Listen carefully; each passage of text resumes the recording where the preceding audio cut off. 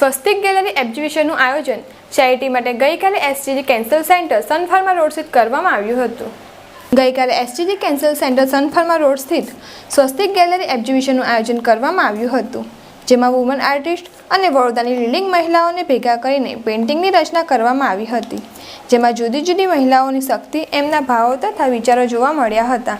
આ એક્ઝિબિશનનો મુખ્ય હેતુ આર્થિક અને નબળી પરિસ્થિતિ ધરાવતા કેન્સરના દર્દીની સારવાર અર્થે મદદ કરવાનો હતો, જેમાં તેજલ અમીન, ડૉક્ટર રાજુ ભટ્ટ, સંગીતા ચોકસી, જ્યોતિ ભટ્ટ, ડૉક્ટર બીકે ઉપસ્થિત રહ્યા હતા। જ્યારે આ સ્વસ્તિક ગેલેરી એક્ઝિબિશનમાં તેજલ અમીન દ્વારા વડોદરાના દરેક નાગરિકને આ એક્ઝિબિશનમાં પધારવા માટે આવકાર્યા હતા।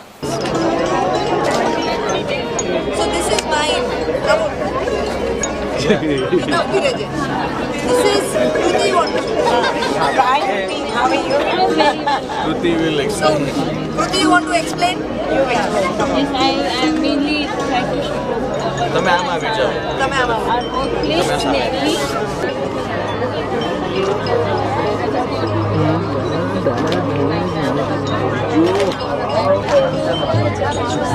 Be bold for change.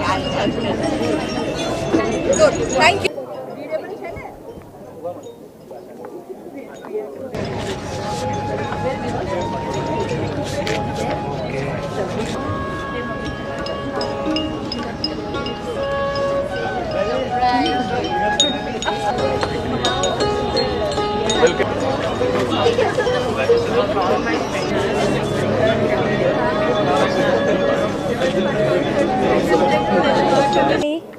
સ્વસ્તિ ગેલેરીએ ખૂબ સુંદર એક ચેરિટી માટે એક્ઝિબિશનનું આયોજન કર્યું છે, બી બોલ્ડ ફોર ચેન્જ, જેમાં વિમેન આર્ટિસ્ટ અને વડોદરાની લીડિંગ મહિલાઓને ભેગા કરીને એક પેર કરીને પેઇન્ટિંગ્સની રચના થઈ છે।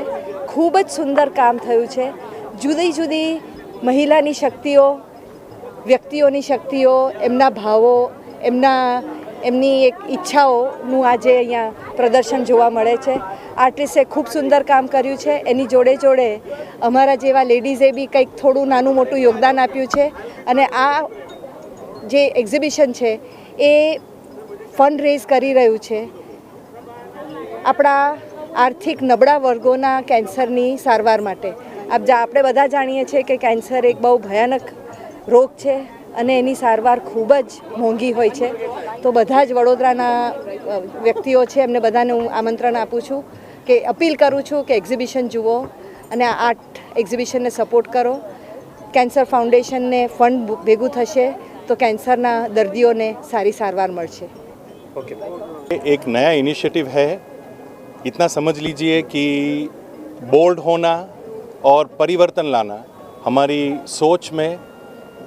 कैंसर जो अब तक माना जाता था कि लोग उससे बच नहीं पाते हैं, क्योर नहीं हो सकते, ये जो सोच है उसमें परिवर्तन लाइए, उसमें बोल्डनेस लाइए कि आज अभी कैंसर से क्योर हो सकते हैं।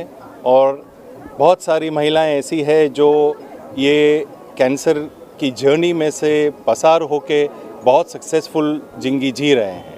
So be bold, make the change.